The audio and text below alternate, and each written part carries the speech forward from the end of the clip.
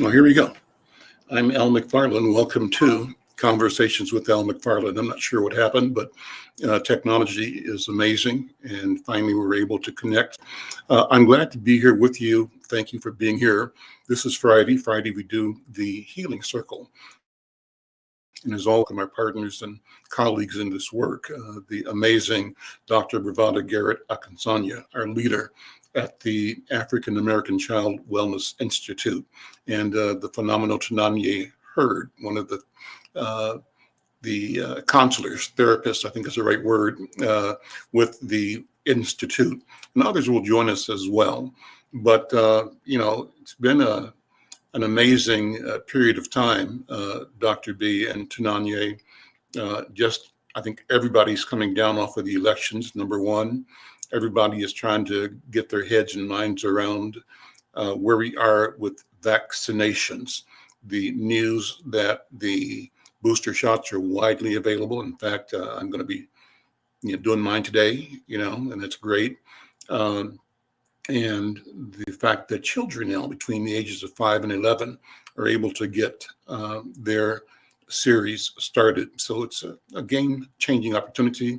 Amid that, there's a lot of concern about the declining rate of protection that people are experiencing, resulting in more people becoming impacted by COVID-19, even though they have had the first series, and some of whom have already had boosters as well. And in that case, as I understand it, though they may be becoming infected, they certainly are not experiencing the devastation that they might experience if they were not vaccinated, meaning less likely for hospitalization, less likely to need respirator, and less likely to die. So those benefits still remain paramount and important, and I guess, we shouldn't be lulled into believing that, since I got the shot, I'm willy-nilly free. I think the science and the leaders are telling us all that the protocols that this pandemic caused us to adopt are still protocols of good health, of common sense, washing your hands, right? Being careful, maybe thinking twice about handshaking, keeping distance from people, wearing masks in public, being sure that you're not a vehicle as much as you can be for someone else becoming sick, and then protecting yourself from becoming sick just by social distancing. All those things. Well, that sets the stage for today's conversation. We're talking about, I'll ask Dr. B to present the formal title for today's program and go from there. But Dr. B, thank you so much for being here. I always love it when you begin the program by the teaching that you do, inviting us to understand this way of knowing, the protocol of the talking stick, how we can be together in a way that's orderly, predictable, and effective, because we all intend to do just that. So with that, Dr. B, I'm going to pass the talking stick to you. Welcome to the Healing Circle. And you have to unmute. Yeah.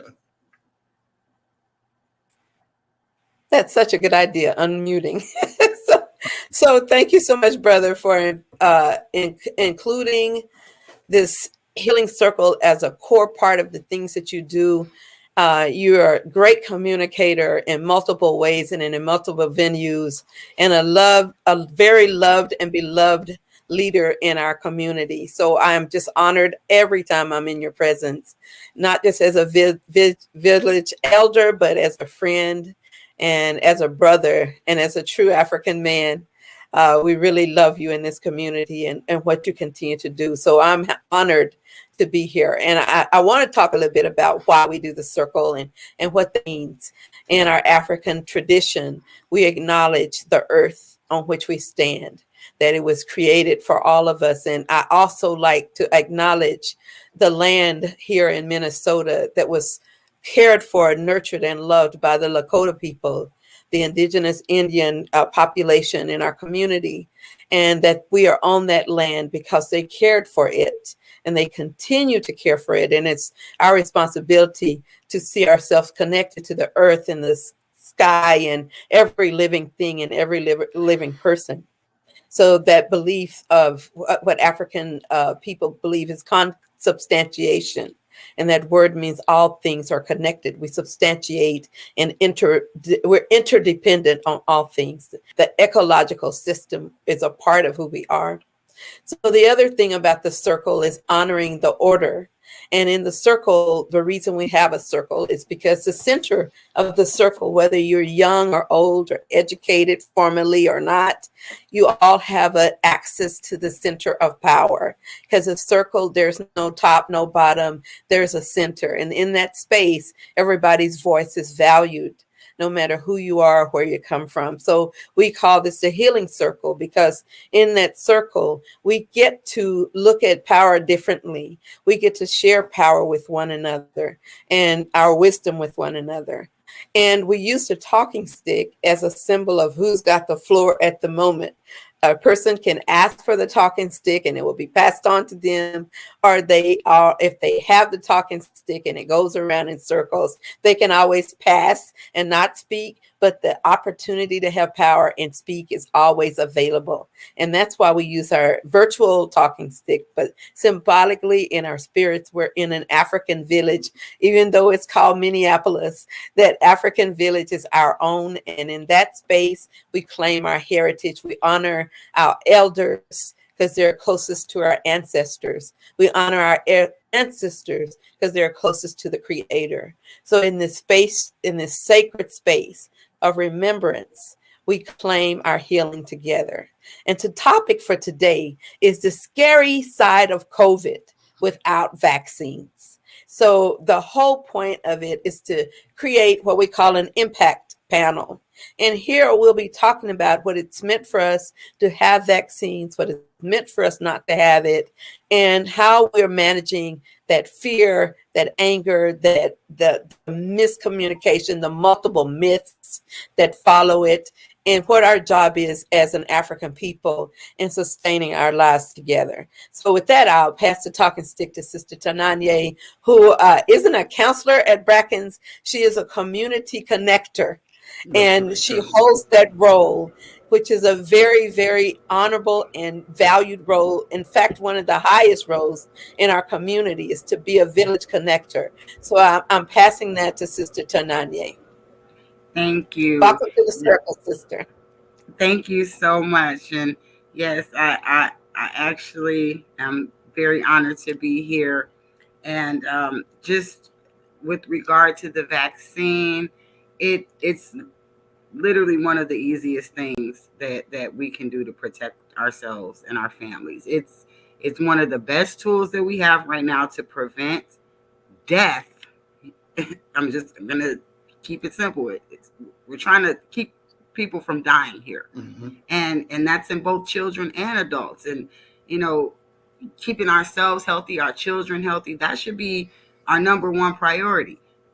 Our elders healthy. Why is this not a priority for people?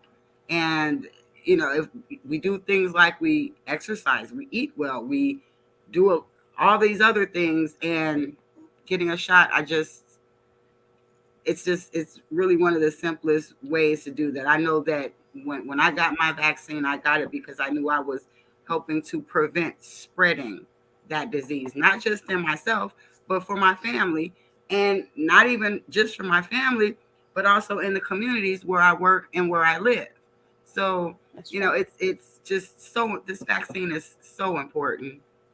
And with that, I'll pass the talking stick back to you, Brother Al. Thank you, Tananye. And so I think about, the scary side of COVID-19 with or without the vaccines. And, I think that that's a proper question to ask. What if we didn't have the vaccine? What if we've been this whole year now still searching for a solution, searching for strategy? What if we were still on lockdown the way we were about 5-6 months ago? Where would the economy be? Where would our jobs be? Would school be open again? No. Would the ability to shop and have, even takeout, dining, restaurant severely curtailed, I think? What would it look like if the vaccination, the vaccine had not materialized, and if we were still living sort of under the omnipresent threat of the ticker tape still rolling every day on CNN, saying today we surpassed, 700,000 deaths, and the next week, today we surpassed 800,000 deaths. The next week, today we surpassed, maybe 1 million deaths. How many deaths would we have expected or experienced due to COVID in this country? And how many deaths would we have experienced around the world due to COVID? And the death is just the extension, the end of the cycle. Just talking about the number of deaths does not really deal with the number of people whose lives are upended, destroyed in effect by the ravishing nature of the COVID-19 virus. I mean, so imagine that there wasn't a vaccine and that people were dying at the rates we just talked about, but how many more thousands of people would be being infected every day, every week? How many thousands of people would be needing healthcare, hospitalization, but guess what? Couldn't get it because the hospitals were full. How many more thousands of people would be trying to find their way to makeshift response centers in places like civic centers, schools that are shut down from their purpose of educating, but reconverted to not a hostel, but a center to treat or to mitigate or to triage people that are becoming infected by COVID-19. How many thousands of people who had planned procedures for other and existing medical conditions could no longer get those services? Why? Because the hospitals were full. Why? Because the clinics were still shut down or full. Why? Because the pressure to keep people alive, a fight that we were, really not winning, people were dying. And imagine again that there is no vaccine, and that progression of impact and horror and death and illness kept going unchecked. And that the best we had to offer at that time was simply the protocol of distancing, hand washing, being masked, and as much as possible, ensuring that everybody that was impacted or in contact with somebody was properly quarantining for the period of time recommended to ensure that you're not spreading the disease to other people. So I'm just imagining, using my imagination to see in my mind's eye a almost apocalyptic America and an apocalyptic planet Earth, where populations around the world are crumbling, people sick with no hope, and people moving towards various aspects of desperation because there is no hope, there is no vaccine. And because, again, with our best effort, we try to get as many people to follow protocols that will help provide some mitigation, but still there is transmission because there is no vaccine. And so, Dr. B, the question you posed about the horror of COVID-19 and of this pandemic, if we did not have a vaccine, is one that I think it's worth thinking about.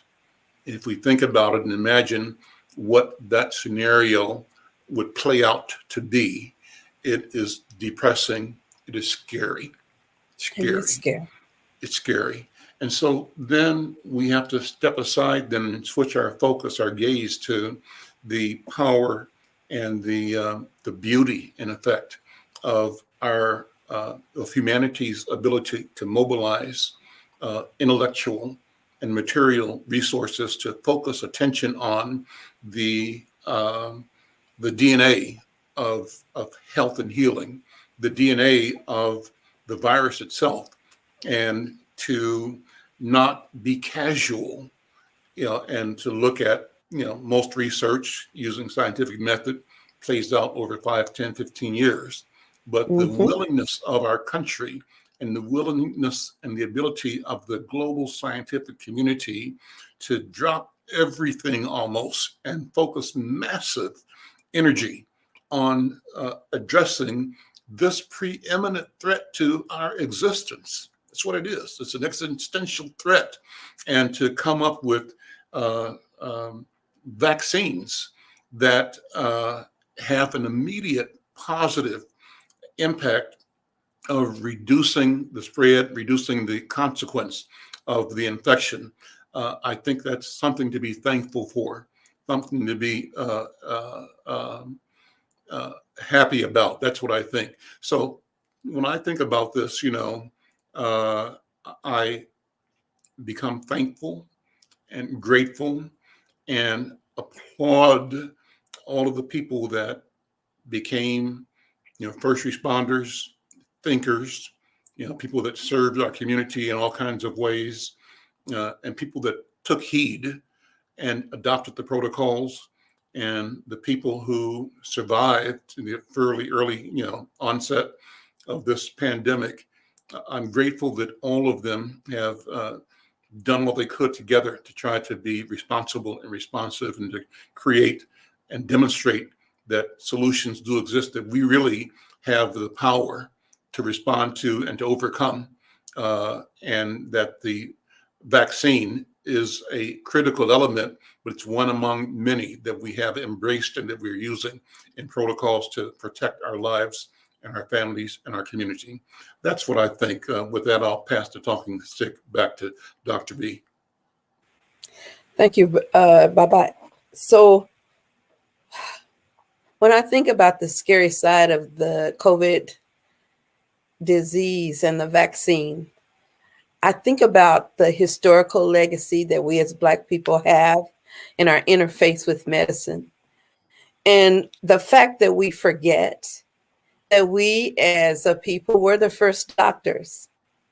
We were the first healers. And I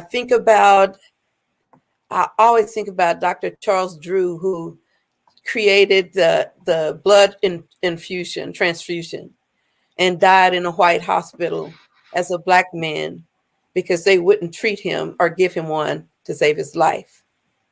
So Black folks, we've been always the sacrificial lamb, and we've always been disempowered when it came to our health. How we know that gynecological techniques like the uncomfortable stirrups that we sit in when we have babies or have our exams, the fact that we have those scapulas and all of these instruments, they were first tried on Black women in slavery. And that when Henrietta Lacks was struggling with an aggressive cervical cancer that invaded her whole body, they took the samples and kept them for medical science to study, to fight cancer without her knowledge or consent of her family. So we've often been the sacrificial lamb. And so we come with that fear that we can't trust medicine, forgetting that medicine, the original medicine, began with us. And that now when we have people like a Black woman who worked at Moderna, creating the vaccine for her people to be sure that they were safe. And we have these vaccines that our community leaders like you, Brother McFarlane, who show us that we have to be courageous when we step into wellness, that we can't step into that space with fear. And we, as many of us are Christian or even Muslim, we believe that there's a God that's bigger than all, and that he sits in the center of all power, because all power was created through him. And if we are afraid, we step out in faith, believing that God who brought us this far didn't bring us back to leave us. He didn't bring us this far to leave us. And so we have to also challenge our own spirituality and our own fears. Because in my religion as a Christian, they said God did not give us a spirit of fear. So we can't walk with a spirit of fear. We have to step out courageously, believing that this one act of getting our vaccination may change not just our world, but the world. It changes the world of our grandchildren who need to visit us with their little snotty noses and they never stop, even if they're sick. It changes the possibility of us being in weddings for our daughters and sons.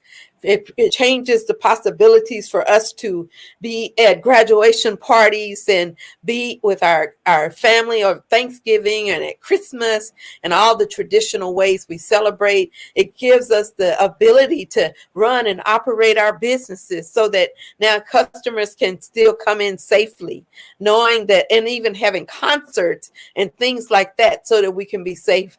So I know that the scary side of COVID is disconnection. Mm-hmm. The scary side, disconnection through having to quarantine, are a permanent disconnection through death.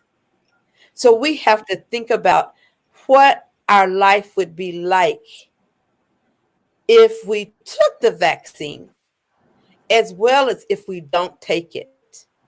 And we have to be self-preservative and community aware and committed. So we are because I am because we are. If we hold that mentality, we understand that each one of us is just as valuable as the next in this center and in this circle. And our not doing it is just as dangerous as the whole circle not doing it, because we are social and we're socially connected. So I like the idea of thinking of it bigger than us and remembering how many people this past year, I don't know a soul who has not lost somebody to COVID. I don't know not one person. And in our weekly staff meetings every week, we have somebody who can be named as getting COVID, even dying from it, and not getting vaccinated.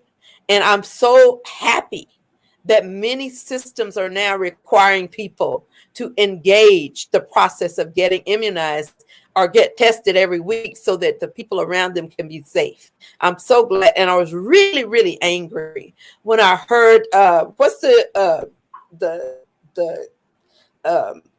his name? The guy who's the football player over in Wisconsin, because I don't like that team, so I don't remember their name. What's their quarterback? Anyway, he had COVID, sitting up there breathing on people in huddle.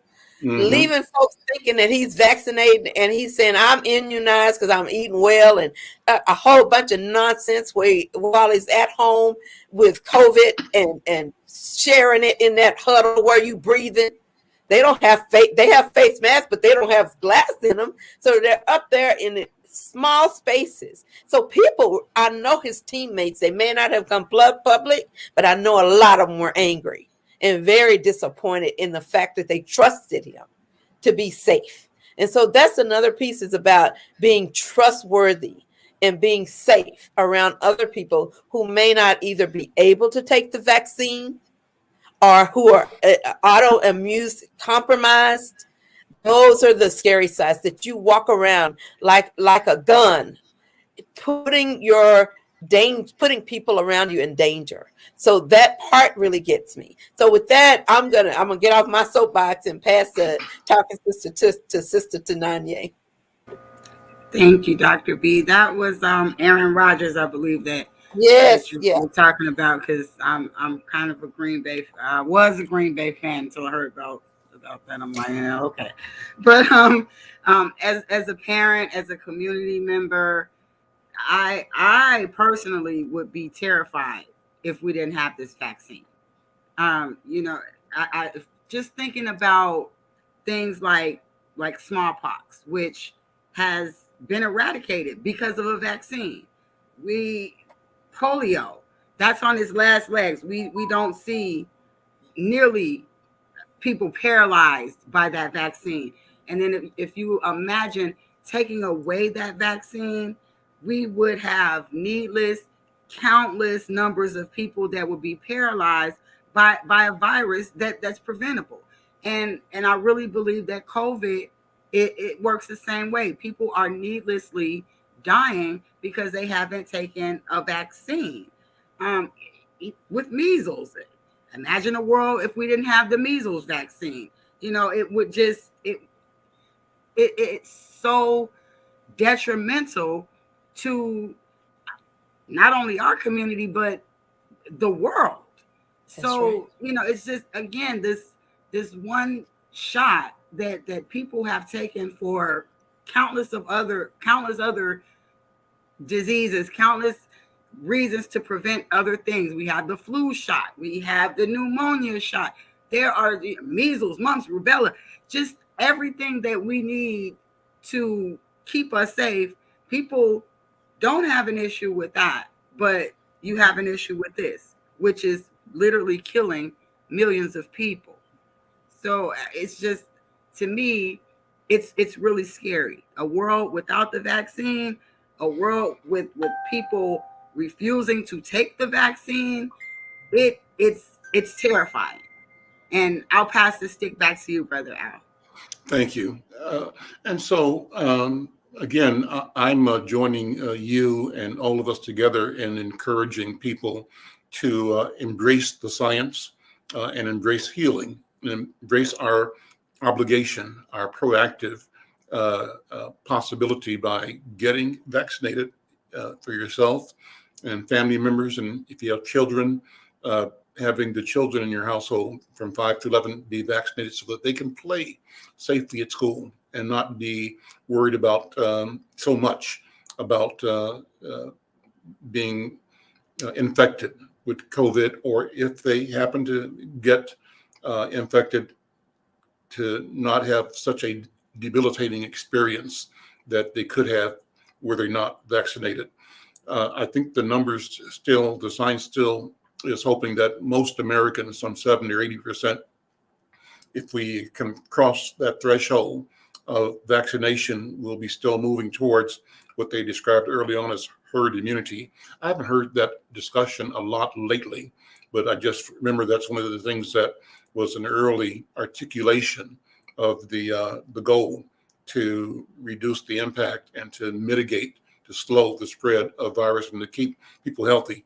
And the idea was that the more people are vaccinated, the fewer places there are for the virus to go and grow and spread. And so I think that's still important. It's important for us to think that way and talk that way and have conversations around the dinner table and our casual conversations with people we do business with, people we're emailing and chatting with on the phone. Oh, by the way, have you had your shot? Oh, by the way, have you had the booster? By the way, how are you feeling? How are you doing? Part of our checking in with each other, our expectation that we desire that people we know and come in contact with be healthy, are healthy, and that they also would have the same desire for us. And so part of our conversation should be the affirming conversation about, are you, have you been, are you going to, when are you going to, oh, you should, oh, I did, and I really feel good. I'm relieved. I feel more confident in doing my daily routine. I'm still being careful, but I'm not fearful because I was kind of immobilized at the height of this, where I was, feeling paranoia about the possibility of, even walking big circles around people, even if I was outdoors taking my walk along the river and saw somebody else coming my way, as opposed to take the risk of walking past them on a walkway. I felt I needed to walk 20 feet to the right or 20 feet to the left to get around them. So that kind of angst, I think, characterized all of us for a period of time.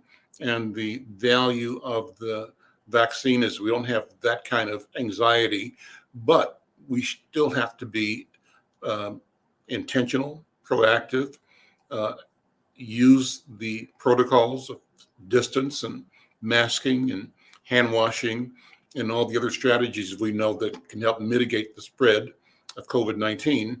And the beauty of the moment, Dr. B, is that we do have this demonstratively effective COVID-19 vaccination. And that is almost a miracle. It's science. It's the miracle of science and the miracle of governments and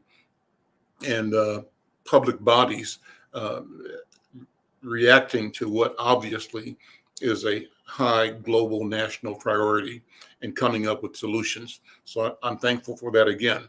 But I think we have to keep this conversation going. And I also want to think about, Dr. B, what are we going to learn from this experience? What are we going to learn about collaboration? What are we going to learn about focusing intellectual, spiritual, educational energy?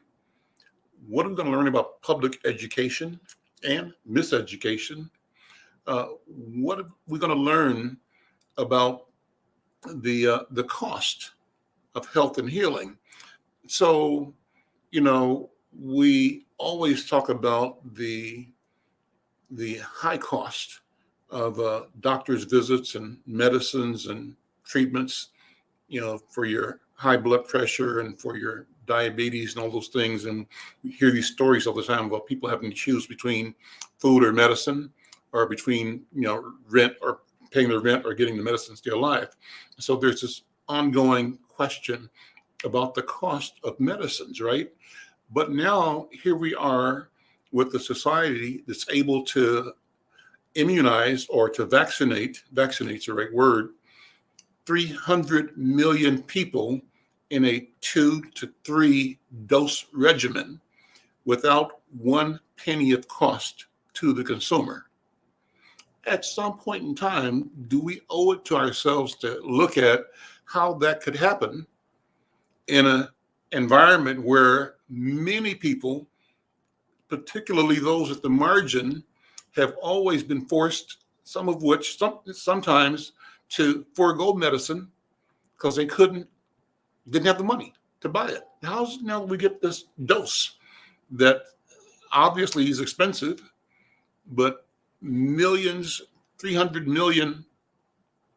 So 300 million times three doses, that's almost 1 billion doses being made available in this country alone.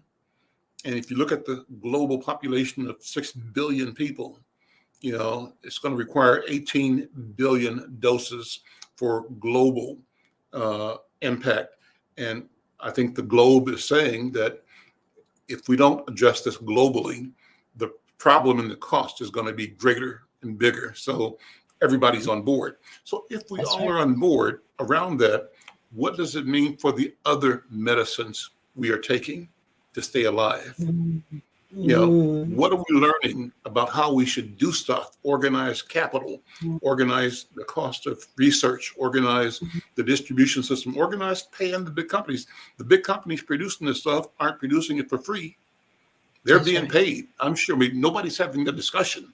I haven't seen anywhere, Dr. B, a discussion of how much Pfizer is billing the U.S. government. I don't know how much Moderna is billing the U.S. government. I have no idea what's the other major one, Pfizer, Moderna, and Johnson and Johnson. Have you heard anything about any numbers about what these vaccines are costing? But they're getting paid. Yep. Right? And they're getting paid. And it's not like if somebody else paying it, it's the common treasury of our United States, meaning everybody at some level or another is contributing to the payment to these companies for the medicines they have done the research and the development and manufactured and delivered to the government for distribution in clinics and hospitals and pharmacies, all of that. And so I just wonder how we need to begin to rethink the entire process of the cost of health and healing. Should this be looked at as a model for moving towards universal free healthcare for people in this country? That's a big Yeah. argument. It's a big fault line between the so-called Mhm. conservative right wing and the progressives. The progressives, as I understand it, more uh, uh, talk about universal health care for all, and making our country more like some of the progressive governments in Europe that make health care affordable and available to everybody. Um, so let me, I see a note from Tananya. Let me pass the talk Ooh, to Tananya. Go ahead. ooh, yeah. Please, let's do. Pass it to Oh, Tananya.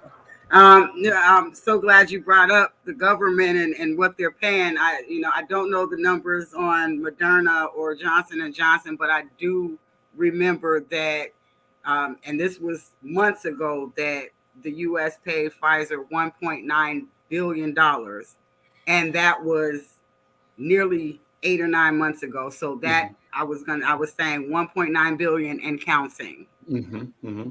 Wow, wow. And let me take the stick, because what I want to say is, you got to hear this. I think it's worth it, because that 1.9 billion, some of that saved my life.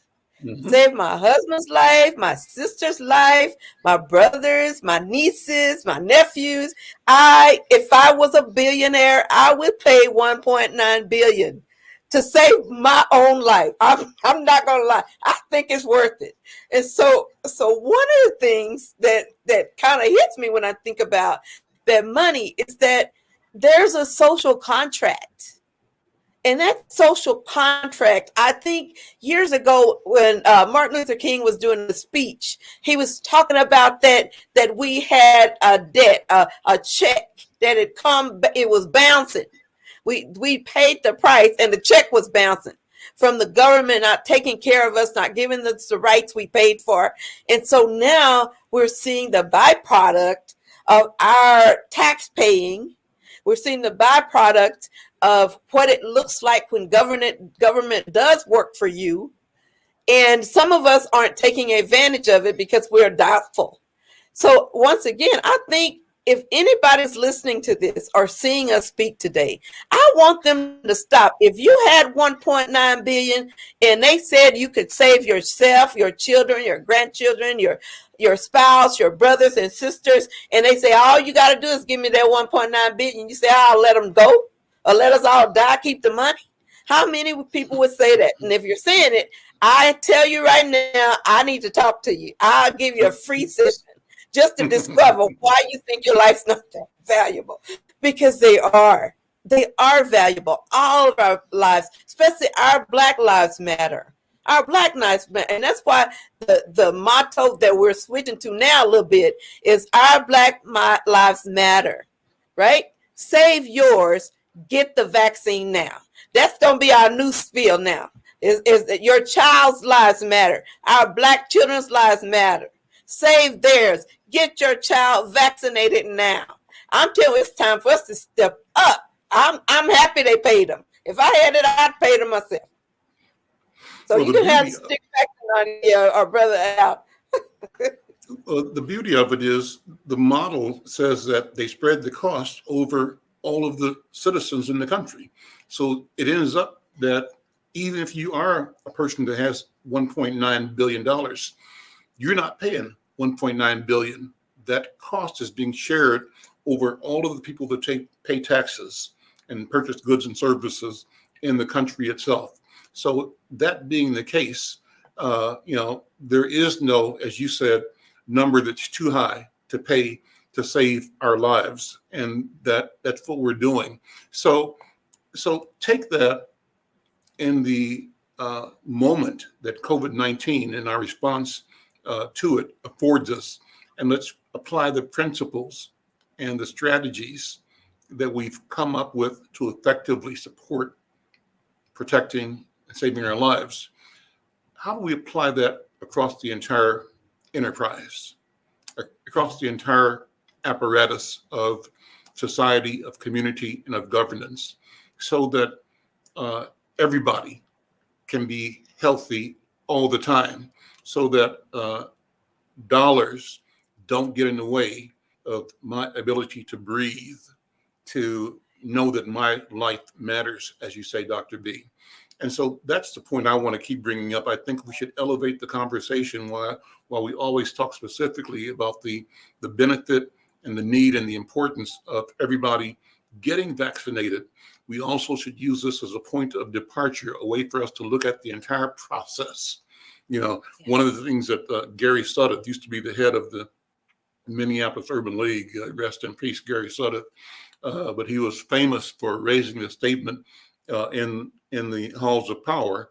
He'd say, you know, let's follow the money. We're talking about social change, talking about community development, talking about ending unemployment, ending the homelessness and the lack of wealth in the Black community. This is back in the 70s and 80s and 90s, not new.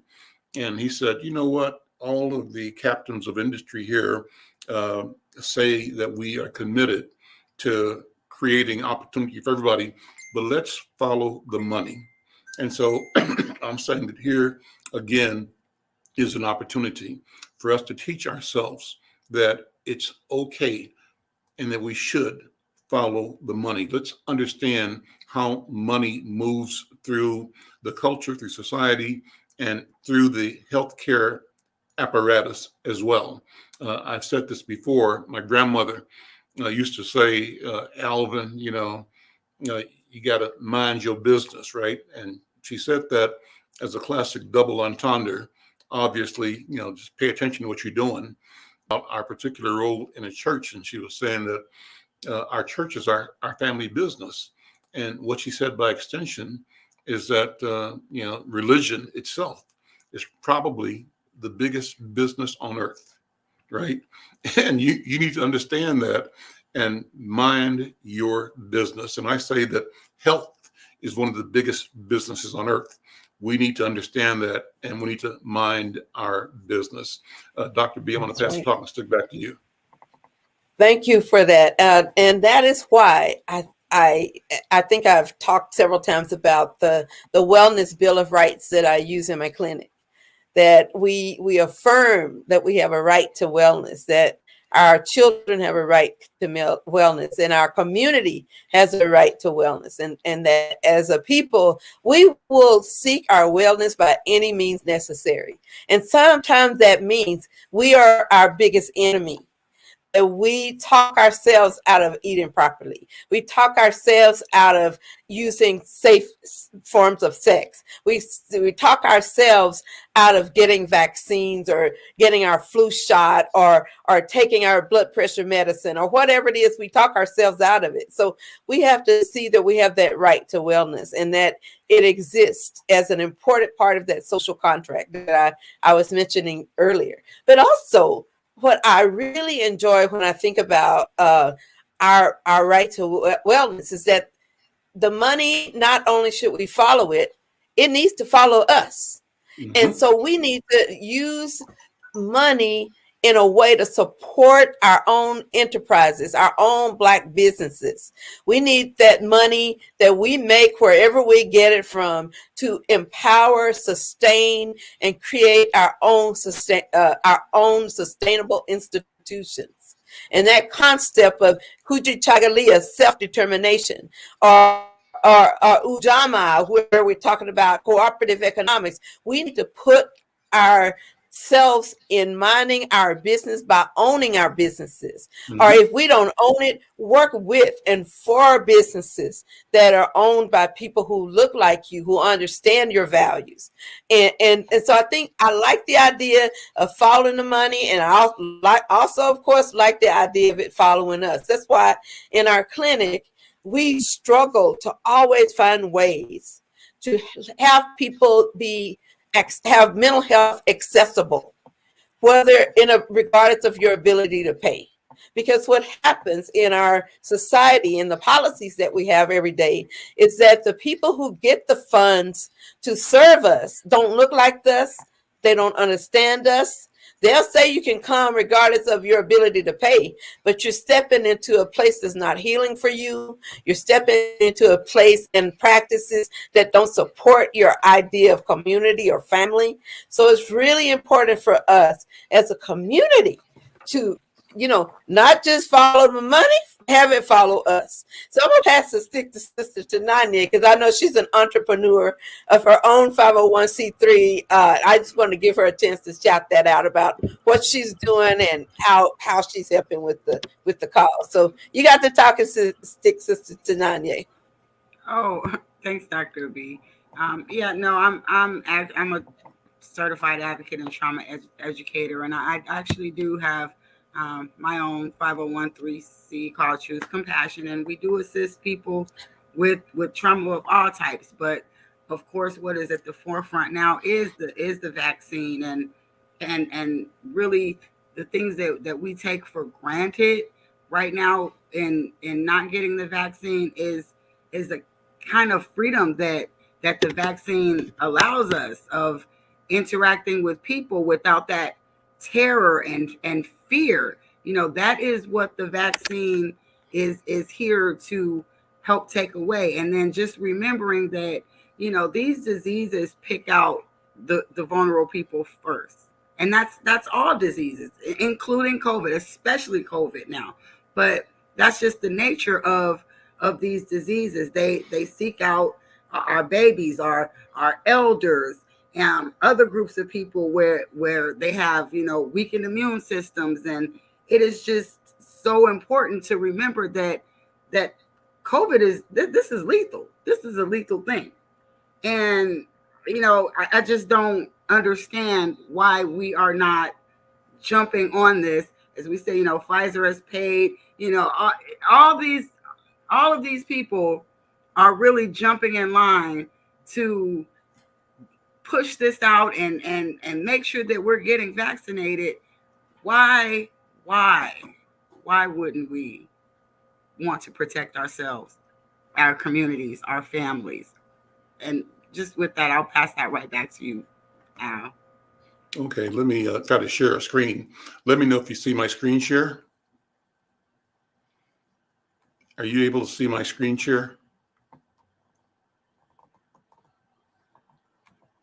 Not yet. You're not? Okay, I'm trying to share my screen because I have, I'm not sure what the challenge is. I've got, let me move it around a little bit here. I'm sharing Monday's edition of Insight News. And let me know if what are you seeing? Just us talking? Yeah, just us talking. It says we're sharing a window. I'm not sure what I don't know how to do here. It has worked for me in the past, but it's not working now.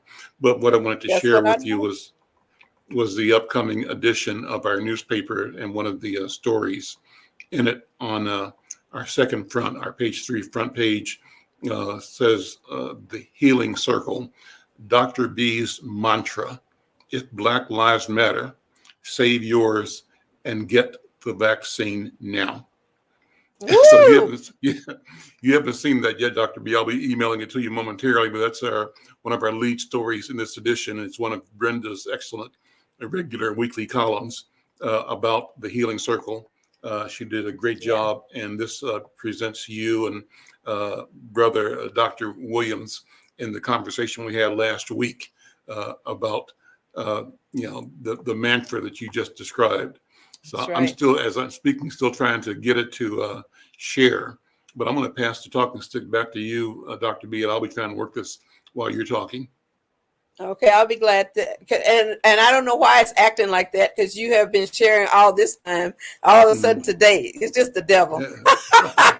but the truth is, we are fighting for our very lives, and I am seeing hope, and we have to hold on just a little while longer, and we have to join that fight. We have to be very, very fierce in our commitment to claim our wellness. And I imagine, what would the world be like if all the scientists in the world, like they did with COVID, just stopped and looked at what they could do about Alzheimer's?